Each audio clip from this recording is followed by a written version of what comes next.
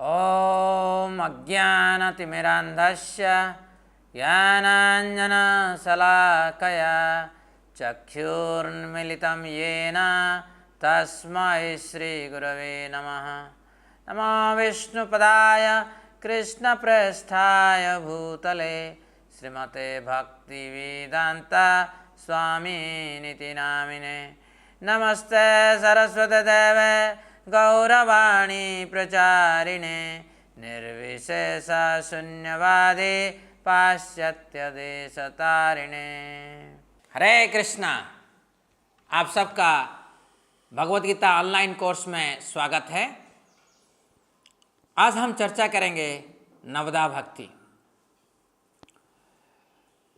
ये भक्ति योग के बारे में चर्चा हो रहा है। इस अध्याय भक्ति योग है और हम पहले ये चर्चा किया कि भक्ति योग जब आप करते हो आपकी ट्रांसफॉर्मेशन कैसे होता है। काम, क्रोध, लोभ, मोह, माद, माश्चर्य ये आपकी दिल से हटकर आपके हृदय में दिव्य गुण जैसे दया, सत्य, शौच, तप इत्यादि प्रकट हो जाता है। उसके बाद हमने ये चर्चा किया भक्ति की दायरे क्या होता है, भक्ति क्या होता है, भक्ति कैसे करना चाहिए। जैसे कि बहुत महत्वपूर्ण विषय हम आप लोगों को इस शीर्षक में बताया था कि भक्ति के लिए आम जनता को कोई कठिनाई नहीं होगा। क्यों? क्योंकि भक्ति सामान्य रूप से हो जाता है। भगवान को अगर हम भक्ति से गंगा जल और तुलसी अर्पण करते हैं वो बहुत खुश हो जाते हैं। कोई भी कार्य हम करते हैं यत् करोसि यदश्नसि यज्जुहसि यददासि यत् तपस्यसि कौन्तेय तद्कुरु मदर्पणम्। तो हम जो भी कर रहे हैं भगवान के लिए करना चाहिए, मेरे लिए नहीं करना चाहिए कि आपके लिए नहीं करना है। तो त्याग की भावना से हर कर्तव्य होना चाहिए और त्याग कृष्ण को प्राप्त करने के लिए होना चाहिए। कृष्ण के लिए जब हम सब कुछ करते हैं ये दिव्य त्याग होता है। क्योंकि मेरा तो कुछ नहीं है, तो मैं अगर त्याग सब कुछ कर दिया तो क्या बड़ी चीज़ कर लिया। परंतु जब मैं देख लेता हूँ सब कुछ कृष्ण की है तो वो त्याग दिव्यता को प्राप्त कर लेता है। त्याग ही जीवन है, मगर दिव्यमय त्याग जो कि कृष्ण भावनामृत में भावित है उसको स्वीकार करना चाहिए। और पिछले वीडियो में हम ये चर्चा किए कि कृष्ण के ऊपर कैसे ध्यान करें। आज भक्ति की 9 मार्ग इसके बारे में चर्चा करेंगे जो कि हमारी शास्त्र में नवदा भक्ति के रूप में ख्यात है। नवदा भक्ति, नवधा 9 प्रकार की भक्ति, नवदा भक्ति। ये नवदा भक्ति की जो उल्लेख भागवतम में 7वें स्कंद में है, जहाँ पे प्रहलाद महाराज वर्णन कर रहे हैं इसके बारे में। आप सब प्रहलाद महाराज के बारे में सुने होंगे जिनकी पिता थे हिरण्यकशिपु। क्योंकि प्रहलाद महाराज हर समय कृष्ण भावनामृत में रहते थे, हिरण्यकशिपु को ये पसंद नहीं हुआ। इसीलिए बेटा होने के बावजूद प्रहलाद महाराज को मारने के लिए हिरण्यकशिपु बहुत सारे प्रयास किए। हर प्रयास में विफल होने के बाद स्वयं नरसिंहदेव हिरण्यकशिपु को वध कर दिया। आइए आज हम चर्चा करेंगे नवदा भक्ति की 9 मार्ग। भक्ति की 9 प्रक्रियाएं जिन्हें नवदा भक्ति के रूप में भी जाना जाता है प्रहलाद महाराज द्वारा निर्धारित की गई है, जो 12 महाजनों में से एक हैं और वैदिक अधिकारों से युक्त हैं, अर्थात वैदिक विशेषज्ञ हैं। मित्रों, 12 महाजन हैं। 12 महाजन में ऐसे महान हस्ती हैं आप सुनकर हैरान हो जाएंगे। इसमें हैं शिव जी, ब्रह्मा, मनु, जनक राजा, सुखदेव महाराज, नारद जी, कपिल देव। तो इस तरह की जो महाजन हैं उनमें एक हैं प्रहलाद महाराज। तो इनकी कहना है, प्रहलाद महाराज की कहना है, श्रवणम कीर्तनम विष्णु स्मरणम पाद सेवनम अर्चनम वंदनम दास्यम सख्यम आत्मनिवेदनम। ये 9 प्रक्रियाएं इस प्रकार है। श्रवणम, श्री कृष्ण के बारे में सुनना। कीर्तनम, श्री कृष्ण के पवित्र नामों का जप करना और उनकी महिमा का गुणगान करना। विष्णु स्मरणम, भक्तों का संग करना, शास्त्र पढ़ना और श्री कृष्ण को याद करना। पाद सेवनम, मंदिर में भगवान की सेवा करना। अर्चनम, भोजन तैयार करके भगवान को सजाकर दूसरों को दर्शन कराकर श्री कृष्ण की पूजा करना। वंदनम, श्री कृष्ण से प्रार्थना करना। दास्यम, उनके आदेश और निर्देश का पालन करना, उनके संदेश का प्रचार करना। साख्यम, श्री कृष्ण के साथ एक निकट व्यक्तिगत और अंतरंग संबंध विकसित करना। आत्मनिवेदनम, भगवान को सब कुछ समर्पित करना, मन, शरीर और कर्म के साथ।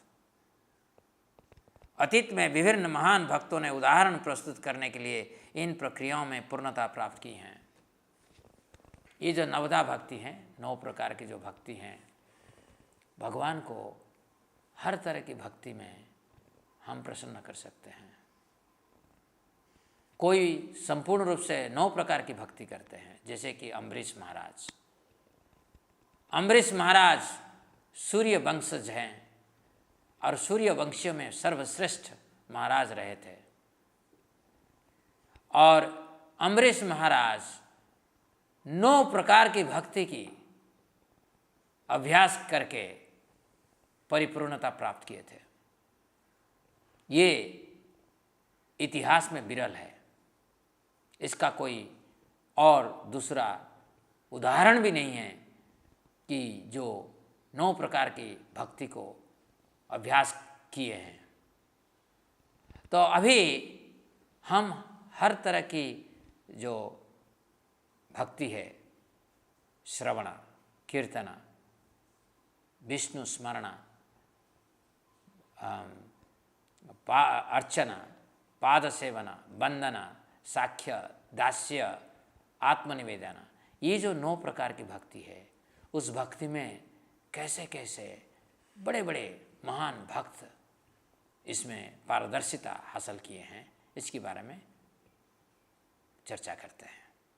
श्रवणम, भगवान के बारे में सुनना, जिसकी अगर किसी की चेतना में, मन में, बुद्धि में ये समा गया है कि मुझे बस भगवान के बारे में ही सुनना है और कुछ नहीं सुनना, बाकी चीज़ के लिए मैं कान को बंद कर देता हूँ, और जब भगवान के बारे में कोई कहता है मैं कान को बड़ा कर देता हूँ,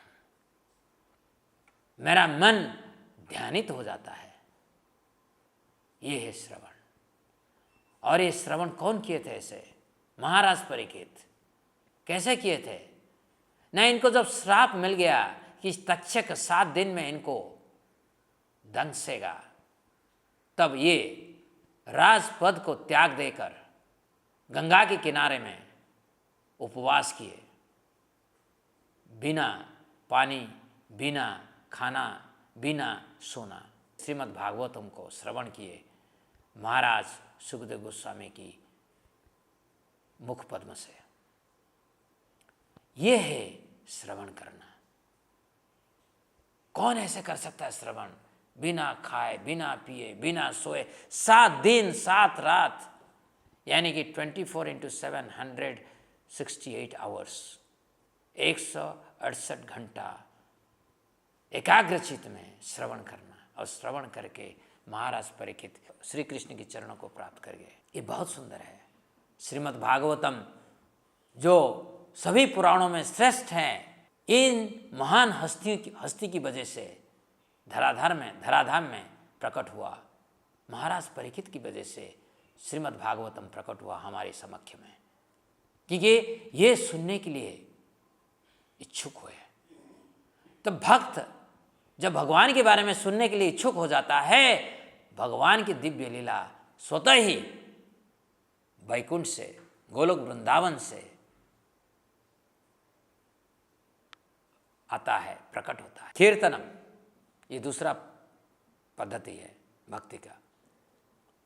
इस प्रणाली में एक भक्त भगवान के बारे में बोलता रहता है। एक भक्त हमारा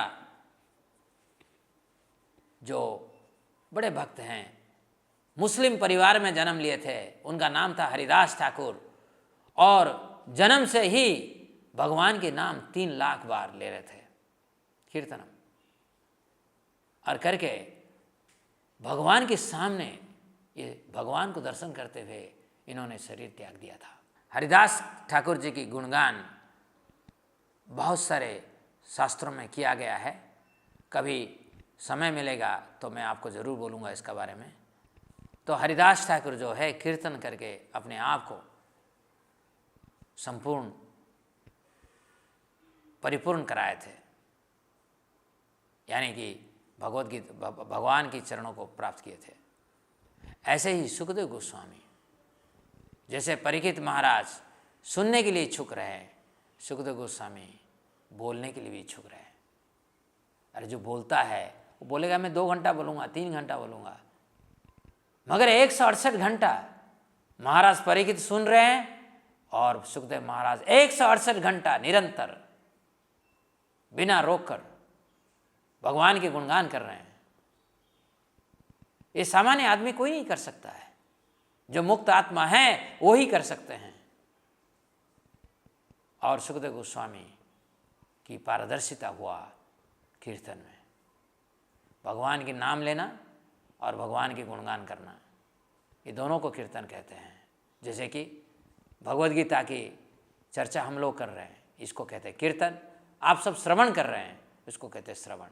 श्रवण और कीर्तन एक साथ होता है। भक्ति की 2 सबसे मुख्य पहिया होता है, श्रवण और कीर्तन।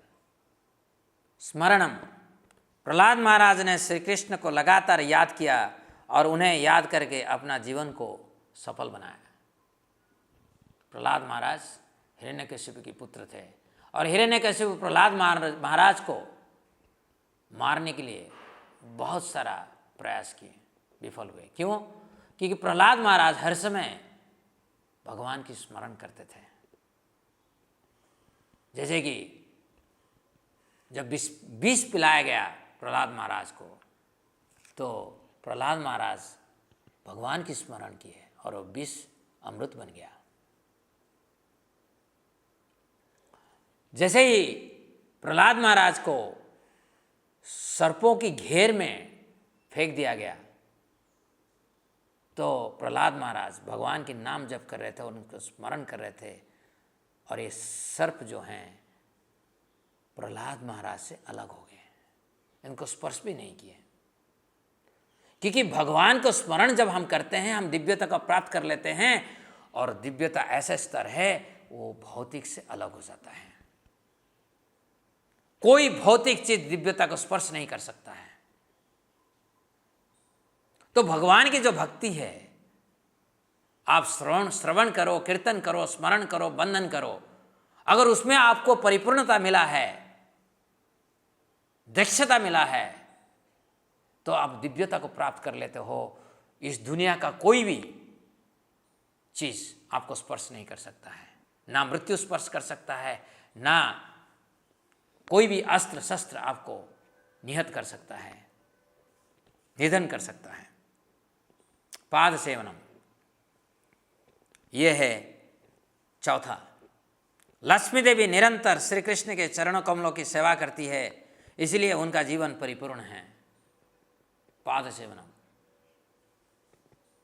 भगवान की पद सेवा करना, इसका अर्थ है भगवान जो कह रहे हैं, जो कि पर्सनल चीज़ है, पाद सेवन के अर्थ है भगवान एक व्यक्ति हैं, उनको खाना परोसना, उनका पैर को दबाना,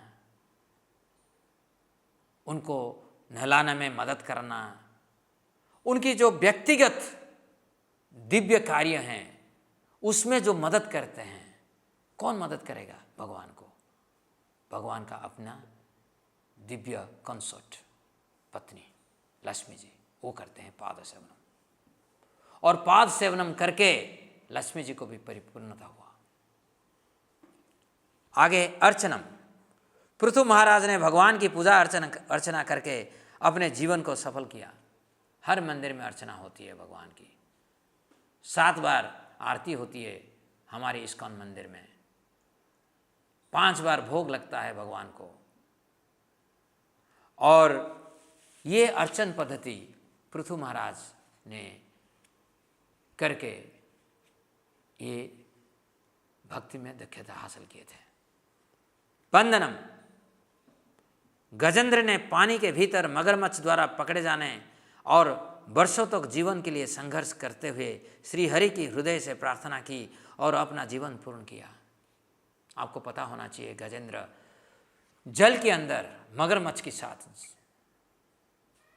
लड़ाई किया, क्योंकि जल के अंदर ये लड़ाई हो रहा था तो मगरमच्छ शक्तिशाली हो रहा था और गजेंद्र जो है उनकी शक्ति में हानि हो रहा था। जैसे मरण की स्थिति आने वाला था, गजेंद्र ने तुरंत उस तालाब के अंदर जो एक कमल था, कमल को उठाकर भगवान की ओर अपना प्रार्थना किए, बंधन किए, हरि बंधन किए। जैसे ही कृष्ण की बंधन किए, भगवान कृष्ण तुरंत आए और मगरमच्छ के वध किए करके गजेंद्र को उद्धार किए। और ये जो घटना ऐतिहासिक घटना है, आप सबको पता है, मुझे पता है, सबको पता है, बचपन से हम सुन के आए हैं, परंतु हम ये कभी नहीं सोचे थे कि भक्ति की एक अंग है वंदना।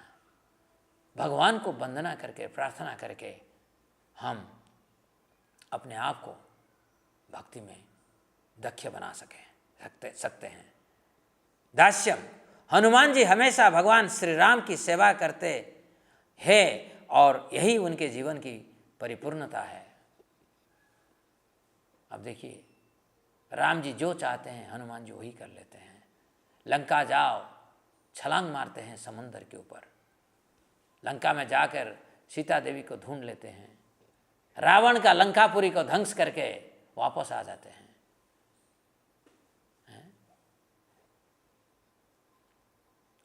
साख्यम, अर्जुन और उद्धव ने श्री कृष्ण की मित्र के रूप में सेवा की और जीवन की पूर्णता को प्राप्त किए।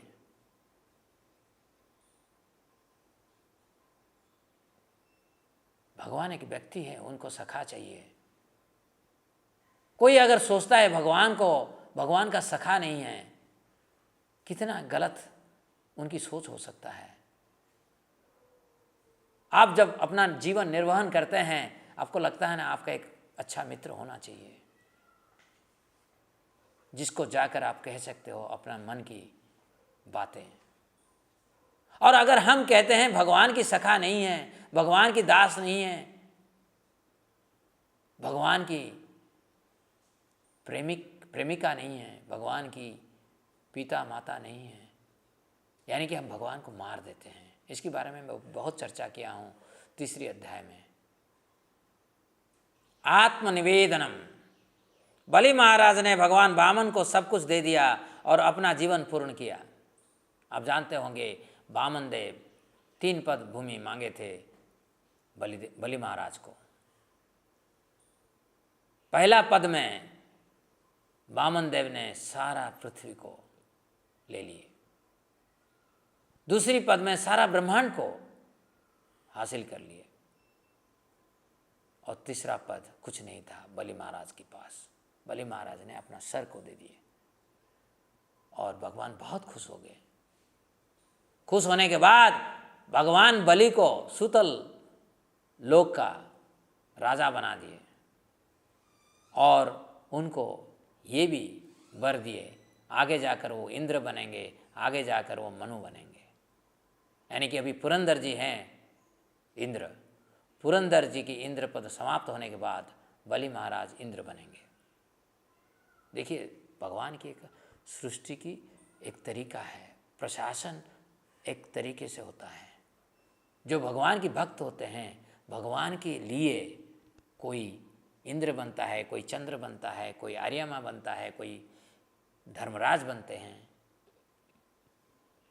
इसी प्रकार अनगिनत उदाहरण हैं जो हमें भक्ति का अभ्यास करने के लिए प्रेरित करते हैं। और मैं चाहता हूँ कि आप सब भक्ति को स्वीकार करिए।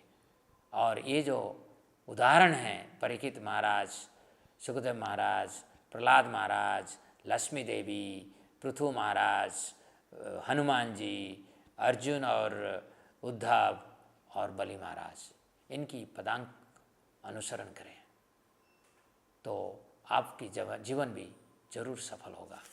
हरे कृष्ण।